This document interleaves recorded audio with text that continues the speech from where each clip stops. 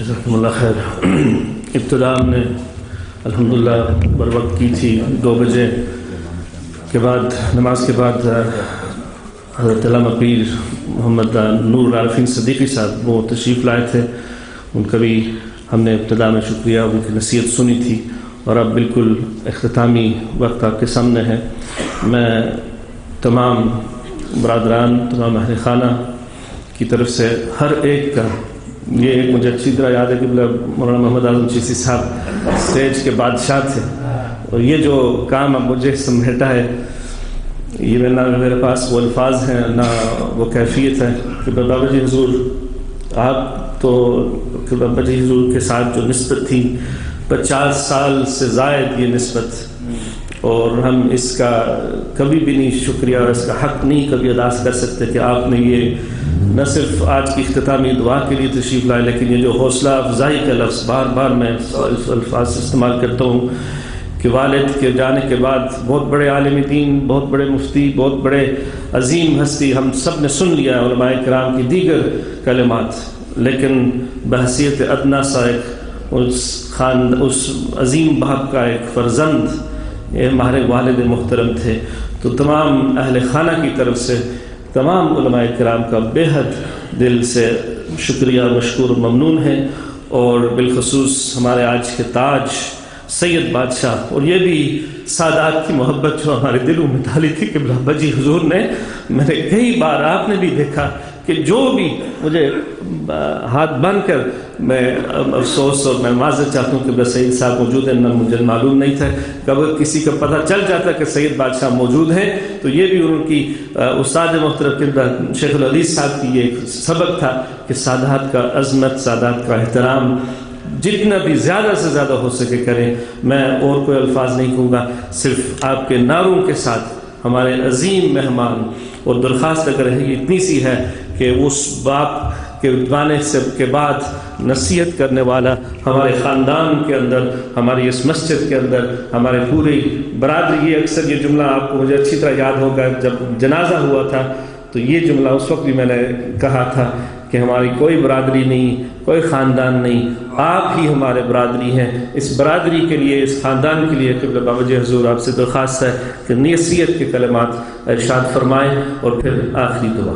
نعرہ تکبیر، نعرہ رسالت، نعرہ حیدری، علماء اہل سنت، جناب قبلہ سید بابا جی سرکار۔ بسم اللہ الرحمن الرحیم، الحمدللہ وحدہ والصلاة والسلام علی من لا نبی بعدہ، اما بعد فبسم اللہ الرحمن الرحیم۔ قال النبی صلی اللہ تعالی علیہ وبارک وسلم، الموت جسر یوصل الحبیب الی الحبیب۔ اللہ تعالی جل مجدہ کی حمد و ثنا حضور سید عالم صلی اللہ علیہ وبارک وسلم کی ذات بابرکات پر ہدیہ درود و سلام کے بعد، خدا کرے یہ محبت بھری محفل میرے لیے، آپ کے لیے قیامت کے دن نجات کا سامان ثابت ہو۔ بہت خوشی محسوس کر رہا ہوں آپ سے ملاقات کر کے، علماء کی زیارت کر کے، مگر دکھ یہ، صدمہ یہ ہے کہ مفتی صاحب نظر نہیں آ رہا ہے۔ روحانی طور پر تو وہ ہیں، مگر کاش کہ وہ اپنے جسد انصری کے ساتھ بھی ہوتے، جیسے میرے ساتھ ان کا تعلق پیار تھا، مجھے ان سے تھا۔ اکاڑا سے ساہیوال جامعہ میں آتے اور بیٹھتے، باتیں کرتے۔ علماء نے بہت کچھ تفصیلات بیان کر دیں۔ عزیز محترم مفتی منیر الزمان صاحب رحمۃ اللہ علیہ کے اخلاص کا ذکر کیا، اخلاق کا ذکر کیا، علم کا ذکر کیا، محبت کا ذکر کیا، مسلک اہل سنت کے تحفظ کا ذکر کیا، عالم اسلام کے ساتھ پیار کا ذکر کیا۔ یہ ساری باتیں ہوگی، میرے لیے کچھ علماء نے چھوڑا نہیں کہ میں کچھ ذکر کروں، تاہم ایک بات رہ گئی ہے، وہی ذہن میں آ رہا ہے۔ میری یہ چند منٹ کی باتیں مفتی صاحب کی اولاد کے لیے، ان کے بیٹوں اور بیٹیوں کے لیے، ان کی عزیزوں کے لیے۔ علماء کے خطاب سے یہ تو تاثر ملا کہ بہت بڑا صدمہ ہوا بہت بڑا دکھ پہنچا کہ مفتی صاحب پردہ پوش ہو گئے، وصال ہو گیا ان کا، ہم سے دور ہو گئے. مگر اب اس صدمے کو برداشت کیسے کیا جائے؟ یہ میری باتیں مفتی صاحب کے بیٹوں کے لیے ہیں، علماء کے لیے، ان کی بیٹیوں کے لیے، عزیزوں کے لیے. اس صدمے کو برداشت کیسے کیا جائے؟ صدمہ تو بہت بڑا ہے. ایک استاد بچے سے کہتے ہیں بیٹے میرا یہ 1 من وزن ہے، اٹھاؤ اور چوک تک لے جاؤ. وہ کہتا ہے سر جی میرے اندر ہمت نہیں ہے کہ اتنا بوجھ اٹھاؤں. وہ کہتا ہے میں تجھے ٹیکہ لگا دیتا ہوں، گولی دے دیتا ہوں، کیپسول کھلا دیتا ہوں، طاقت پیدا ہو جائے گی. جب وہ کھلا دیتا ہے، طاقت پیدا ہوتی ہے، پھر وہ اٹھا لیتا ہے. سیم مثال کے طور پر مفتی صاحب کی موت، لوگوں نے موت کے متعلق غلط تصور کیا کہ موت فنا ہے، غلط تصور کیا کہ موت بربادی ہے، غلط تصور کیا کہ موت تباہی ہے. میرا یہ موقف نہیں ہے. موت نہ بربادی ہے، نہ موت تباہی ہے، نہ موت ستیہ ناش ہے. موت ہے کیا؟ عالم خلق سے اٹھ کر برزخ میں ڈیرا لگا لینا، یہ موت ہے. اب مفتی صاحب کی اولاد کے لیے کہہ رہا ہوں کہ بیٹو جیسے لوگوں کا تصور ہے موت کے بارے میں، یہ تصور نہ کرنا. مفتی صاحب موجود ہیں، آپ میں موجود ہیں. اگر موت فنا کا نام ہے، اگر موت تباہی کا نام ہے تو خوابوں میں کون آتا ہے؟ اگر موت تباہی کا نام ہے، فتنے کا نام ہے، تو کائنات کے شہنشاہ فرماتے ہیں اذا مررتم بقبور فقولوا والسلام علیکم یا اہل القبور. جب تمہارا گزر قبرستان ہو تو کہو قبر والوں تم پر سلام ہو، انتم لنا سلف، تم پہلے آگے ہو، ہم بھی آنے والے ہیں. اگر موت فنا تھی تو کائنات کے شہنشاہ یہ کسے فرما رہے ہیں کہ سلام کہو؟ معلوم ہوا کہ موت تباہی نہیں، موت فنا نہیں ہے، ہلاکت نہیں ہے. موت مکان کے بدلنے کا نام ہے، خلق سے برزخ میں جانے کا نام موت ہے. اب میں ساہیوال سے یہاں آ کے 10,000 12,000 میل کے فاصلے پر آگے ہوں، اور وہ لوگ جامعہ فریدیہ سے بستائی ملنے والے ہیں کہ میں مر گیا، تباہ ہو گیا، ان کی مرضی. میں تو آپ میں باتیں کر رہا ہوں. یہی کیفیت ہے. عزیز مفتی صاحب انہوں نے مکان بدلا ہے، جگہ بدلی ہے، فنا نہیں ہوئی، اور قیامت تک وہ ہیں. فرشتے پوچھتے ہیں قبر میں جب رکھ کر آتے ہیں تو فرشتے پوچھتے ہیں من ربوں کا، تیرا رب کون ہے؟ ماں دینوں کا، دین کیا ہے؟ جس باتیں فرشتے سوالات کرتے ہیں. اگر موت فنا کا نام ہے، موت تباہی ہے، بربادی ہے، تو فرشتے باتیں کس سے کر رہے ہیں؟ اور وہ بندہ فرشتوں سے باتیں کر رہا ہے جو فنا ہو گیا، وہ باتیں کیسے کرتا ہے؟ تو ایک بات تو بیٹوں کے لیے یہ ذہن میں رکھنی چاہیے کہ مفتی صاحب برباد نہیں ہوئے، تباہ نہیں ہوئے، فنا نہیں ہوئے. وہ اپنے موجود ہیں، اپنے مکان میں موجود ہیں. 1 عرصہ تک ہم میں رہے، اب وہ عالم برزخ میں چلے گئے ہیں. اب یہ صدمہ برداشت کیسے ہو؟ اب بیٹوں کو یہ پوچھے، مفتی صاحب کی اولاد سے پوچھیں کہ کتنا صدمہ ہے. خلاق کے کائنات کو خود ہی رحم آتا ہے کہ اب مفتی صاحب کے بیٹوں کو صدمہ ہے اپنے باپ کے جانے کا، عظیم باپ کے جانے کا عظیم صدمہ ہے. ان کے کندھے بھی میں نے بنائے ہیں، وہ کمزور ہیں، اور مفتی صاحب کی موت کا صدمہ، ان کا جان بدل لینے کا صدمہ، وہ وزن بڑھ کافی ہے، برداشت کیسے کریں؟ تو رب ذوالجلال کو رحم آتا ہے، فرماتا ہے کہ میرے بندو علاج میں بتاتا ہوں اس صدمے برداشت کرنے کا، اس بوجھ کا. یہ بوجھ منوں کے حساب سے نہیں ہے، ٹنوں کے حساب سے ہے. یا اللہ وہ کون سی دوائی ہے جس دوائی کے استعمال سے ہم اپنے باپ کا صدمہ برداشت کر لیں؟ تو حکم ہوتا ہے رضیت باللہ ربا، یہ کہہ دو اللہ ہم تیرے رب ہونے پر راضی ہیں، وبالاسلام دینا، اسلام کے دین ہونے پر راضی ہیں، وبمحمد النبی، حضور کے نبی ہونے پر راضی ہیں. یہ ہے مقام رضا. یہ بچوں سے کہہ رہا ہوں، میرا روح سکون صرف اور صرف مفتی صاحب کی اولاد سے ہے یا ان کے عزیزوں سے ہے، باقی سارے ان کے کمالات تو علماء نے ذکر کر دیے. اب مقام رضا ہے، یہ مقام رضا بہت بڑا اونچا مقام ہے. نمازی کا بھی مقام ہے، روزے دار کا بھی ہے، حاجی کا بھی ہے، مجاہد کا بھی ہے، غازی کا بھی ہے، مسجد بنانے والے کا بھی ہے، مدرسہ چلانے والے کا بھی ہے، سارے لوگوں کے روحانی مقامات ہیں، مگر صوفیاء کے نزدیک یہ مقام رضا بہت بڑا مقام ہے۔ آگے رضی اللہ عنہم ورضوا عنہ، بندوں کے دو مقام ذکر کیے گئے کہ اللہ ان سے راضی، یہ بڑی بات ہے، اللہ مجھ سے راضی ہو جائے، آپ سے راضی، بڑی بات ہے، مگر صوفی کہتے ہیں ورضوا عنہ، اس سے اگلی بات اس سے بھی بڑی ہے کہ آپ اس کے ہر کام پر راضی ہوں، آپ کے اس کے ہر فعل پر راضی ہوں، جو اس کا ضابطہ ہے، اللہ ہم تیرے ہر ضابطے کو مانتے ہیں۔ ایک گھر میں آدمی فوت ہوا ہے، قبول ہے، راضی ہیں، اگر خدا نخواستہ اور زیادہ نقصان ہوتا ہم پھر بھی راضی تھے، یہ مقام رضا ہے۔ امام محمد غزالی رضی اللہ تعالیٰ عنہ ہمارے جلیل القدر محدث مفسر فقی صوفی گزرے ہیں، احیاء العلوم میں نقل کرتے ہیں، قیامت کے دن حساب کتاب ہو جائے گا، لوگ بیٹھے ہوں گے، جنت کے دروازے نہیں کھلے، اچانک حکم ہوگا ایک جماعت کو کہ تو اڑ کر جنت میں چلی جا۔ وہ جماعت پرواز کر کے جنت کے اندر جا کر نور کے تختوں پر براجمان ہو جائے گی۔ جنت کے محافظ فرشتے حیران ہوں گے کہ عجیب قصہ ہے، اتنے لوگ باہر بیٹھے ہیں، لاکھوں کروڑوں اربوں، وہ نہیں آئے اور یہ ایک جماعت اڑ کر اندر آ گئی، یہ کیا کرتے کیا تھے؟ انٹرویو لیں گے کہ صاحب بتاؤ دنیا میں تمہارا کام کیا تھا کہ آج فرسٹ آف آل، سب سے پہلے جو تم جنت میں آئے ہو تو کیا کام کیا ہے تم نے؟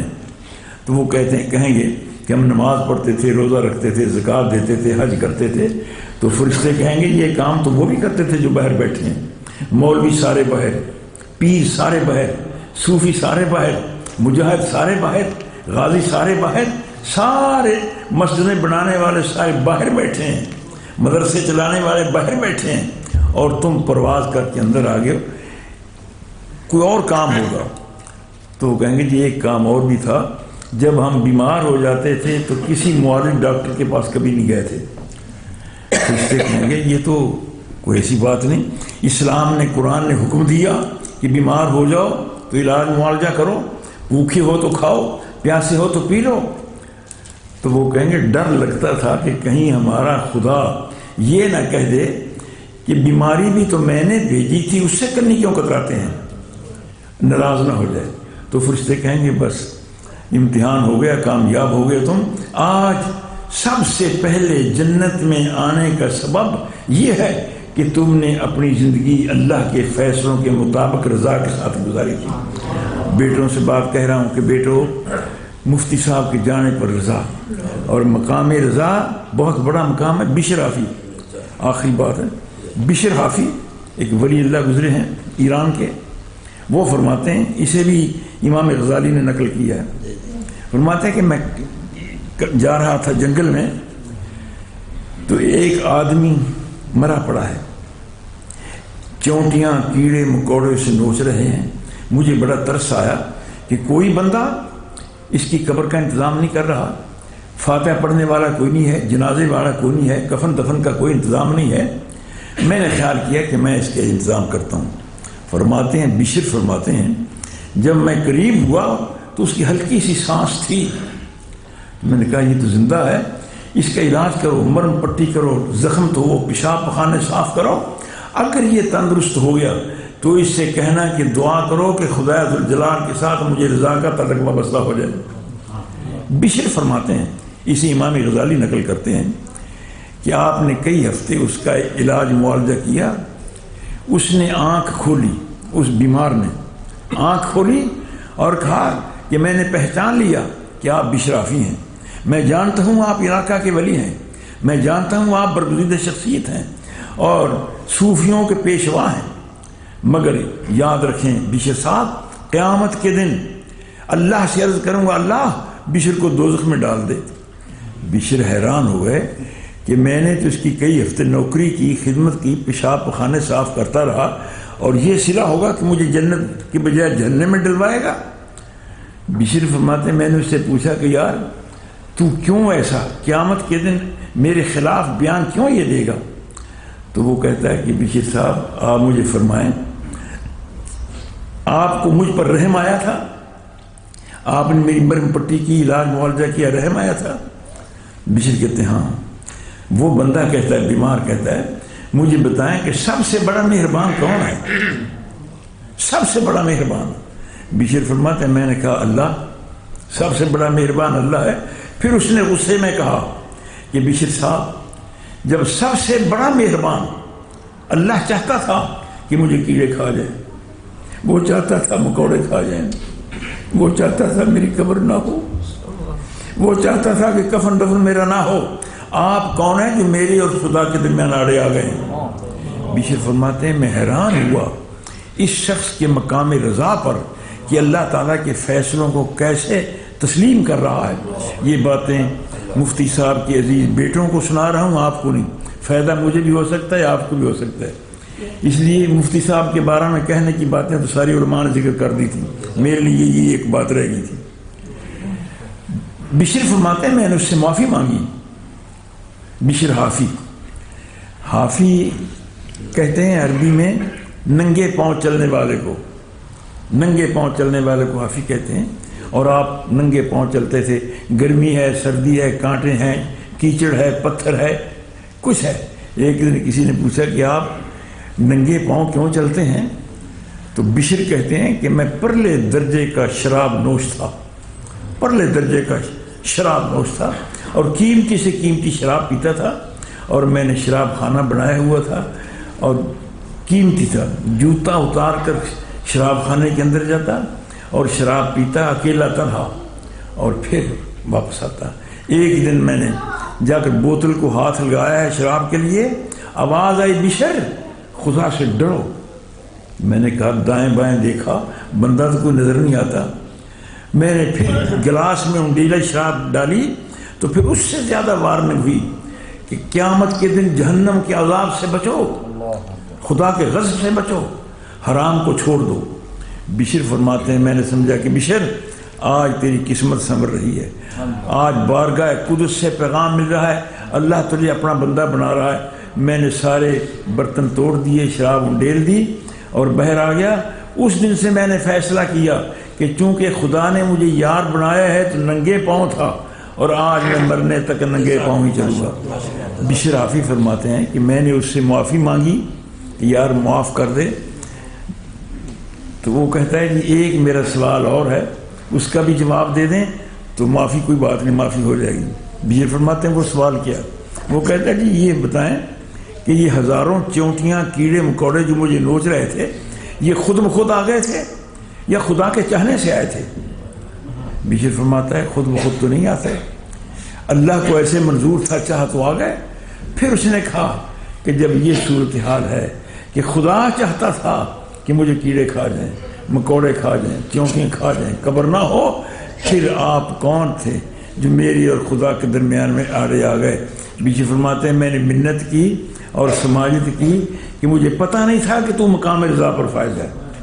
تو مقام رضا بیٹو بہت بڑا، آپ کے وارث بہت بڑے درویش عالم تھے، درویش خطیب تھے، اور صوفیاء میں سے، اہل اللہ میں سے تھے۔ آپ ان کے نقش قدم پر چلیں اور اللہ تعالیٰ جل مجدہ کے فیصلوں پر۔ مولانا ایک بات رہے گی، وہ بس وہ بھی سنا دو، ذہن میں رہ جائے گی۔ موت الموت جسر یوصل الحبیب الی الحبیب، موت پر ہے جو یار کو یار تک پہنچا دیتی۔ آپ کے لیے، اولاد کے لیے بڑا صدمہ تھا مفتی صاحب کا جانے کا، مگر مفتی صاحب کے لیے بہت بڑی خوشی تھی کہ مصطفیٰ کے پاس جا رہے ہیں۔ ان کے پاس خوشی تھی کہ دربار مصطفیٰ میں حاضر ہو رہے ہیں۔ اور مومن کا جنازہ، ایماندار کا جنازہ، شرح صدور کے اندر وضاحت موجود ہے۔ کسی مومن کے پاس اسرائیل یوں آتے ہیں بڑے سچ دھج کے ساتھ، پیار محبت کے ساتھ، اور پیار سے روح قبض کرتے ہیں۔ بڑی آسان ہے، خدا کرے کہ یہ مجھے اور آپ کو نصیب ہو۔ ایک اور حدیث پاک میں آتا ہے کہ کسی مومن کے پاس اسرائیل آتے ہیں، ان کی ہتھیلی پر لکھا ہوتا ہے بسم اللہ الرحمن الرحیم، اور وہ آگے کرتے ہیں۔ اور یہ بندہ مومن پڑھا ہے یا نہیں ہے، خدا اسے تعلیم دے دیتا ہے، سکھا دیتا ہے۔ وہ اللہ کے نام کو دیکھتا ہے تو اسے وجد ہوتا ہے، اس کی روح پرواز کر جاتی ہے۔ یہ بھی بڑی آسان صورت ہے۔ 4 پائی پر 6 مہینے رگڑا نہیں لگا، ہسپتالوں میں تک چکر نہیں کھائے، ایک اور حدیث پاک میں کائنات کے شہنشاہ فرماتے ہیں کہ کسی مومن کے پاس اسرائیل آتے ہیں کہ ان کے ہاتھ میں پھول ہوتا ہے جنت کے باغ کا، اور وہ پھول سنگھا دیتے ہیں، روح پرواز کر کرتے ہیں۔ یہ ایماندار کی، اب مفتی صاحب کو، عزیز مفتی صاحب کو کہ روح نے جو پرواز کی ہے، ان میں سے کوئی صورت ہوگی وہ بسم اللہ کا نام پڑا ہوگا، یا اللہ تعالیٰ کے اسرائیل علیہ السلام کے ہاتھ میں پھول ہے، یا اسرائیل کی محبت کا اندازہ ہے، کیا اس سے زیادہ اور بھی کوئی اچھی صورت ہے موت کی، اس آسان کی؟ تو میرے نزدیک ایک اور صورت بھی ہے، بس وہ آخری بات یہی ہے، آخری بات اس کی یہ ہے کہ مومن کی موت، یہ 3 صورتیں حدیث پاک میں آتی ہیں بڑی وضاحت کے ساتھ، بڑی آسانی کے ساتھ۔ خدا کرے کہ میری آپ کی موت آئے تو آسانی ہو، روح نکلے تو آسانی کے ساتھ نکلے۔ کیا ان 3 صورتوں کے علاوہ کوئی اور چوتھی بھی ہے؟ تو ہاں میرے بیٹے، میرے دوست، میرے عزیز، ایک حدیث پاک مجھے یاد آ رہی ہے۔ مدینہ منورہ کا محلہ ہے باب الاوالی۔ باب الاوالی میں ایک صحابی رہتے تھے غریب، ان کی ماں تھی، وہ صحابیہ تھی۔ اس صحابی کی موت کا وقت آیا، ماں نے دیکھا کہ میرا بیٹا مر رہا ہے، جاں کنی کا وقت ہے، کسی معالج ڈاکٹر طبیب کے پاس نہیں گئی، بھاگی اور دربار مصطفیٰ میں پہنچ گئی۔ حضور سے عرض کرتے کہ یا رسول اللہ، میرا بیٹا ہے، آپ کا صحابی ہے، جاں کنی کا وقت معلوم ہوتا ہے، آپ میرے گھر تو چلیں۔ اور یہ اس کا مطالبہ اتنا بڑا زبردست تھا، ان قدموں کو اپنے گھر لے جانا چاہتی ہے جن قدموں کو چومنے کے لیے عرش بھی بے چین ہے۔ اور کائنات کی اما السائل فلا تنہر، محبوب تیرے دروازے پر کچھ سائل آ جائے تو انہیں محروم نہ کریں۔ حضور فرماتے ہیں چلو، بیوی چلی ہے، صحابہ ساتھ ہیں، باب الاوالی میں پہنچے، رش تھا لوگوں کا کہ صحابی فوت ہو رہا ہے، بیمار ہے، غریب ہے، اور کائنات کے شہنشاہ غریب نواز ہیں، آپ باہر ہیں، رش ہے لوگوں کا۔ نگاہ نبوت سے دیکھا، اندر اسرائیل آئے ہوئے ہیں اور روح قبض کرنے کی تیاری ہے۔ میرے آپ کے ایمان و جانوں کے والی، کائنات کے شہنشاہ سید عالم صلی اللہ علیہ وسلم باہر سے اسرائیل کو دیکھ کر فرماتے ہیں یا اسرائیل ارفق بصاحبی ھذا، اسرائیل خیال کرنا یہ میرا یار ہے، بصاحبی ھذا میرا صحابی ہے۔ اسرائیل سرنڈر ہو جاتے ہیں، عرض کرتے ہیں آقا میں تو آپ کی ساری امت کے ساتھ بڑا پیار کرتا ہوں، اس کا تو آپ حکم دے رہے ہیں۔ میرے نزدیک پھول والی صورت نہ ہو روح قبض کرنے کی، بسم اللہ والی نہ ہو، اسرائیل کی حسن و جمال والی نہ ہو، یہ ہو جائے کہ میری تیری موت کے وقت محبوب پاک ہمارے اجڑے گھروں میں تشریف لے آئے، اجڑے برباد گھروں، اے گنبد خضرا کے مکین پیارے محبوب پاک، میں مسافر ہوں اور آپ میری باتوں کو سن رہے ہیں، حضور میرے ان دوستوں کو، میرے ان بھائیوں کو محروم نہ کریں، نہ مجھے محروم کریں۔ جب روح قبض کرنے کا وقت آئے، کبھی تو غریبوں کی بستی میں آنا، خرامہ خرامہ ٹہلتے ٹہلتے خدا ذوالجلال مفتی صاحب کی اولاد کو برکتوں سے نوازے، بیٹوں بیٹیوں کو رحمتوں سے نوازے، اور ان کے اچھے کاموں کی اتباع کی توفیق عطا کرے۔ وصلی اللہ تعالی علی حبیبہ سید الانبیاء محمد وعلی آلہ وصحبہ اجمعین۔ حضرات گرامی، کثیر تعداد کے ساتھ میرے پاس یہ فہرست موجود ہے اور وقت بالکل ہے ہی نہیں ہے، یہ جو لکھوایا ہے اللہ تعالیٰ ہی جانتا ہے، اللہ تعالیٰ قبول فرمائے گا۔ جتنا بھی کلام پاک میرے تک پہنچا ہے وہ بھی میں قبلہ پیر صاحب سید نذیر احمد شاہ صاحب کو ملک کرتا ہوں۔ ایک مرتبہ تمام حضرات مل کر سورہ الفاتحہ شریف اخلاص شریف پڑھ کر قبلہ شاہ صاحب کے ملک کیے، پھر آخری خطابی دعا فرمائے۔ اللہم صلی اللہ علیہ وسلم۔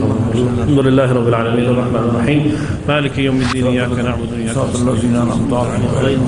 الہ العالمین، اس محفل شریف کا ثواب، تقریروں کا ثواب، نعت خوانی کا ثواب، کہے گئے کلمات کا ثواب، پڑھی گئی آیات و روایت و حدیث کا ثواب، حضور جس قدر قرآن مقدس کے ختمات مبارکہ ہوئے، جس قدر صورتیں پڑھی گئی، جس قدر اولاد وضاف پڑھے گئے، حضور صلی اللہ علیہ وسلم کے دربار گہربار میں پہنچا. حضور پاک کے وسیلہ جیلہ سے عزیز محترم حضرت مولانا مفتی منیر زمان صاحب کی روح کو پہنچا دے. اللہ مفتی صاحب کی قبر کو نور سے بھر دے. اللہ مفتی صاحب کی قبر کو حد نگاہ تک وسیع کر دے. اے رب ذوالجلال مفتی صاحب کی اولاد کو رحمتوں سے نوازنا. مفتی صاحب کی اولاد کو برکتوں سے نوازنا. اے رب کعبہ ہم سب کے اس محفل کا صدقہ ہم سب کے دکھوں کو سکھوں میں بدل دے. اللہ ہم سب کے دکھوں کو سکھوں میں بدل دے. اللہ ہم سب کے غموں کو خوشیوں میں بدل دے. اللہ ہم سب کی پریشانیاں سکون میں بدل دے. اللہ ہم سب کے جرموں کو کرم میں بدل دے. ہم سب کی خطاؤں کو عطا میں بدل دے. ہم سب کے گناہوں کو نیکیوں میں بدل دے. ہم سب کی برائیوں کو اچھائیوں میں بدل دے. ہم سب کا خاتمہ ایمان پر ہو. اے رب ذوالجلال مفتی صاحب کو بے پناہ رحمتوں سے نوازنا. جنت الفردوس کے بلند ترین مقامات سے نوازنا. تیرا جود تیرا کرم تیرا فضل ہم سب کا ساتھ دے. ربنا تقبل منا انک انت السمیع العلیم وتب علینا انک انت التواب الرحیم. اے رب ذوالجلال اس پاک محفل کا صدقہ عالم اسلام کی خیر ہو. ملت اسلامیہ کی خیر ہو. یا رسول اللہ اے گنبد خضرا کے مقیم آپ کی امت کی حالات پریشان ہیں. اے خاصہ اے خاصان رسول وقت دعا ہے. امت پہ تیری آ کے عجب وقت پڑا ہے. وہ دین جو بڑی شان سے نکلا تھا وطن سے دنیا میں وہ آج غریب الغربا ہے. اے رب ذوالجلال کے محبوب پیارے محبوب پاک خدا کے لیے نیوزی لینڈ کے وہ 50 خون میں لت پت زخمیوں کا صدقہ ہم سب کو معاف کر دے. اللہ ان زخمیوں کو صدقہ معاف کر دے. اے خلاق کے کائنات تیرے محبوب پاک کی امت پریشان ہے. مدد فرما اللہ مدد فرما. یا رسول اللہ رحم فرماؤ. ربنا آتنا فی الدنیا حسنہ وفی الآخرۃ حسنہ وقنا عذاب النار. وصلی اللہ تعالی علی حبیبہ الاعلی سید الانبیاء محمد وعلی آلہ وصحبہ اجمعین.